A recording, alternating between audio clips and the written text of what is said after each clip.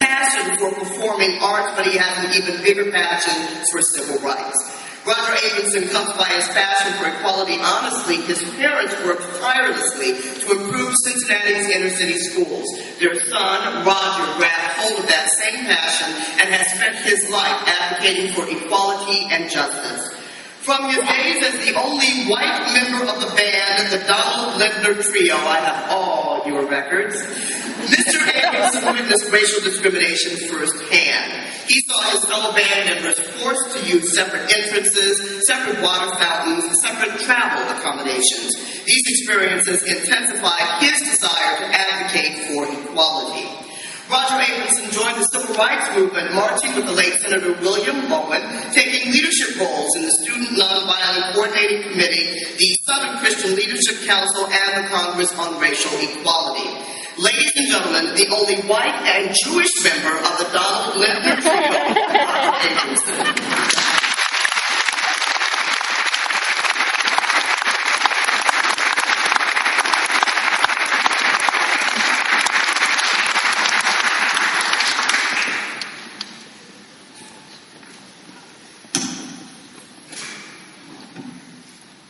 Thank you, distinguished guests who are here today.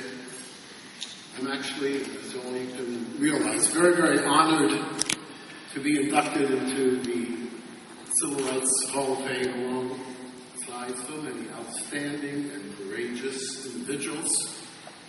I would like to start off by thanking Sharon Bowen. Sharon, thank you. Sharon was my nominator, and she has continued the work of her late husband, Senator William F. Bowen. Bill Bowen and I were lifelong friends. He led the way for thousands of people to become aware of the discrimination and desperate need for a just society. And I'd like to thank my wife, Diane, who during the past 57 years has not only supported my efforts, but together has been on the front line in so many different ways. And one being the opening of our home for many organizations and individuals, as an example, as a home along the way for the Poor People's Hunger March in Washington, D.C., many, many fundraising events, meetings. We would have fundraisers at our home, and there would be oftentimes many celebrities there, such as former Governor Jack Gilligan, Congressman John Conyers, Peter, Paul, and Mary, Joan Baez, Bob Dylan, Pete Seeger, and Reverend Fred Shuttlesworth, who I had the real privilege of working with during his years in Cincinnati. And then there was my 1957 yellow Plymouth convertible. It seems like one time when legendary civil rights field workers Bill and Ruthie Hanson were at our home, they had indicated that they were really in desperate need for transportation. They would travel from one southern city in Arkansas, where they headed up the one man, one vote campaign, to another, and their transportation had given up on them. So, Diane suggested that we should give them our 57 yellow Plymouth convertible. And I, because our family was growing, we needed a larger car, and I certainly agreed with them. And every so often we would receive a letter from the Hansons telling us how appreciative they were that they were able to have the use of this vehicle. And I really never thought about it after that until about 6 months ago, and I happened to have been channel surfing, and there was this vintage sales point on TV. And all of a sudden I looked, and there was a 1957 yellow Plymouth convertible. Now, I'm not saying it was that car, that was the same car. But I'm listening to the auctioneer, and he's saying, can I hear 25,000, 30,000, 35,000, 40,000, sold 42,000. So, of course, I had a little bit of thought at the time about that gift I gave, you know. But then I realized, I very quickly realized, that I had received an even much greater value for that car. For it allowed so many people to be registered to vote for the first time.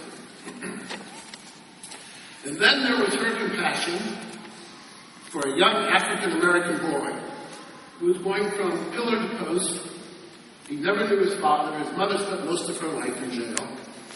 And he met my daughter, Margaret, who happens to be here today with my granddaughter, Margaret. And within a month, he was sleeping in my son's room, and he had become a bona fide member of our family. Now, that was 43 years ago, and today, on a regular basis, every week, he calls his mother, Diane, and his brothers and sisters, my children.